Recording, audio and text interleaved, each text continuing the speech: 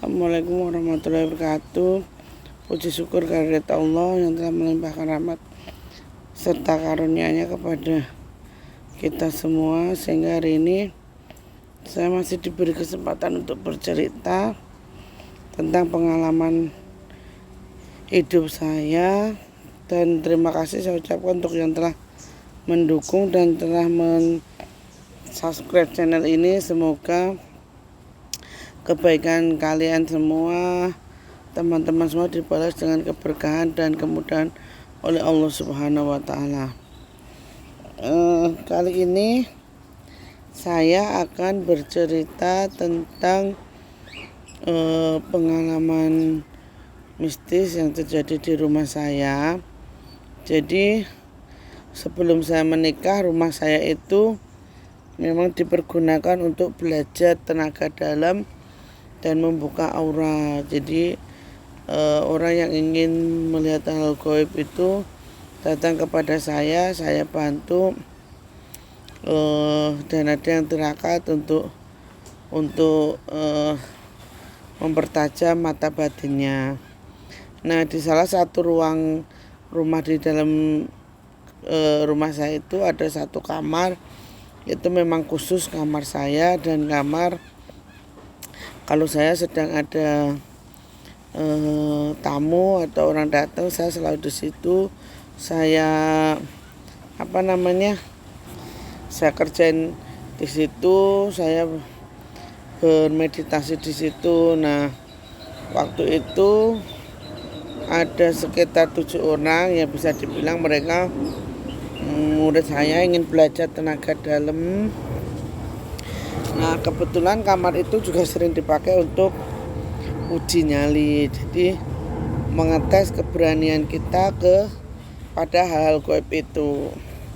Nah, suatu ketika ada satu orang itu, dia dari perusahaan bus yang sangat besar di daerah Solo, Rosalia Indah. Dia ingin mempertajam mata batinnya sehingga dia ketika di jalanan itu bisa melihat hal-hal yang seperti itu, kata gitu.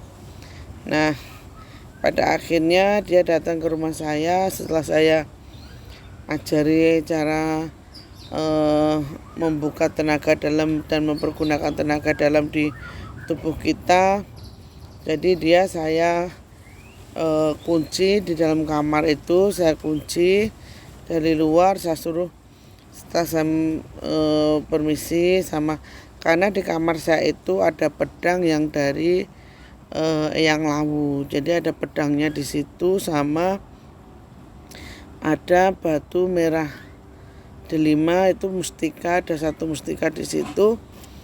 Nah, itu ketika orang masuk ke situ, orang itu akan merasakan beda. Ada yang ketika uji nyali di dalam situ ada seperti yang digerayangin gitu. Terus ada yang subhanallah walhamdulillah wala ilaha illallah. Ada yang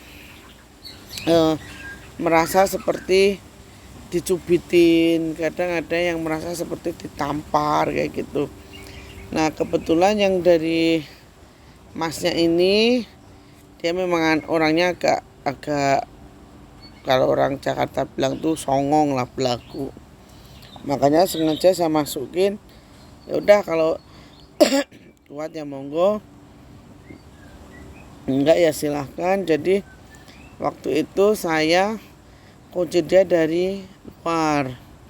Nah, saya kembali ke waktu itu ada sekitar 8 orang di situ. Dia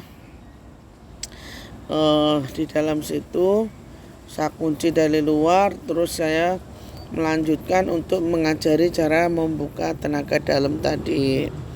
Nah, setelah 20 menit kemudian, saya merasakan, biasanya orang tuh nggak kuat 5 menit di kamar itu, nggak bakalan kuat 5 menit.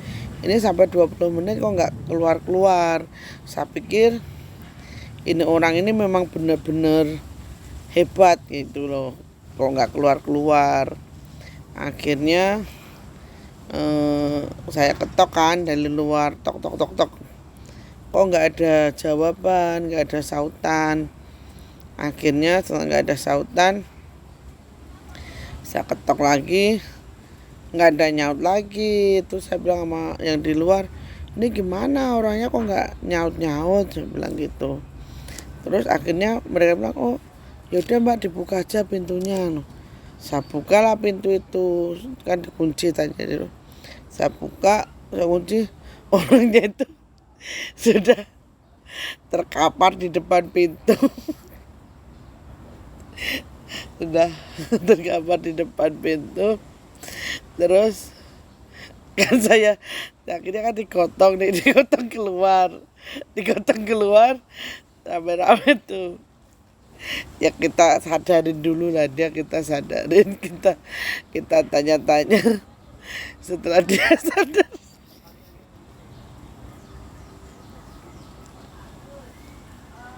ketika dia sadar tuh saya tanya, mas emang kenapa gitu.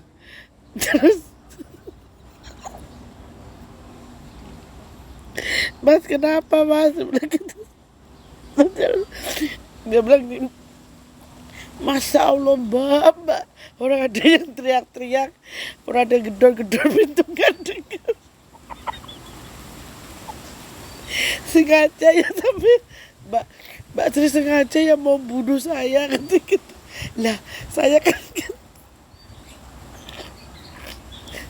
nggak tahu.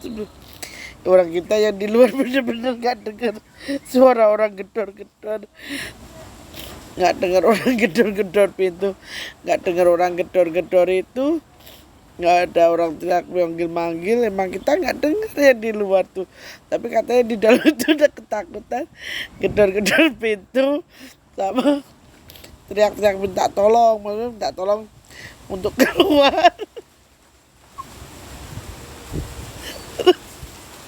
Akhirnya saya tanya sama yang, dan dia pulang, saya tanya sama yangnya, itu kenapa itu kenapa yang itu. Jadi waktu ini orang itu di dalam, dia kan kemaki, dia tuh katanya sesumbar gini, ayo kalau nek pancen neng kamar iki ono sing nunggu, tekani aku kan gitu. Kalau ada di kamar ini bener ada yang nunggu, suruh datengin dia kan gitu. Nah akhirnya mbah datanglah Mbah Suro, bapak ini yang saya bilang gendruwo itu loh, yang gendruwo itu datang.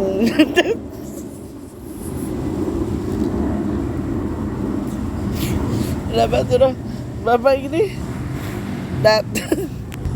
Mbak Suro bapak ini dateng megangin kaki dia. Jadi dia tuh kakinya dipegang, dia digantung jadi dicungkir balikin gitu, kepalanya di bawah. Terus udah gitu dia dijatuhin. Makanya dia langsung ketok-ketok, gedor-gedor minta tolong untuk dikeluarin. Terus nah setelah itu kan waktu itu kita juga ketawa ngekek aja, orang nggak ada yang denger, nggak ada yang denger orang ketok-ketok, orang itu nggak ada, emang bener-bener nggak ada. Ternyata dia dikerjain sama Mbah Suro, bapak yang gendruwo itu. Terus semenjak kejadian itu dia tuh nggak berani lagi datang ke rumah saya tuh, dia nggak berani. Jadi hal itu sangat lucu. Makanya saya bilang sama orang yang datang ke tempat saya, boleh saya buka tenaga dalamnya, saya buka auranya, tapi jangan dipakai buat yang main-main. Terus emang kamar saya itu tidak boleh sembarangan orang boleh masuk. Waktu itu pernah kakak saya itu tidur di kamar saya, itu didatengin nama yang gendruwo itu, minta untuk diikat rambutnya kan gimbal sampai bawah situ. Terus ada satu lagi saudara saya, anak Pak D itu sepupu, pernah tidur di situ. kejang tuh kan katanya juga durek kayak gitu, kayak di ayun sama genderuwonya itu. Nah satu lagi yang namanya Mas Eru sampai sekarang ini dia kalau ketemu saya bilang, "Dek, itu mintain orang mustika saya diambil sama mbahmu, suruh balikin." Itu ceritanya dia mau ada pasien, ini Mas Heru juga orang pintar juga, ada pasien, ada tamu. Kalau Mas Heru ini spesialnya itu penarikan barang-barang gaib kayak uang, kayak perhiasan kayak gitu.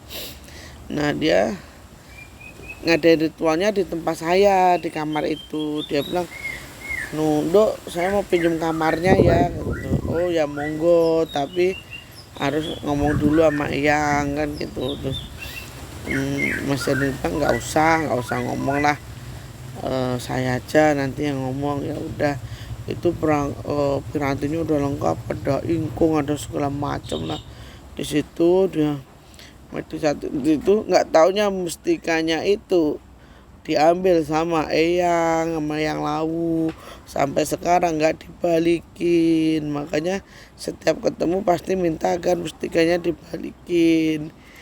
Jadi percaya nggak percaya, emang kamar satu itu tidak boleh sembarangan orang masuk, dan hanya saya, ibu saya, suami saya, dan anak saya yang hanya bisa tenang tidur di kamar itu, yang lain nggak bisa.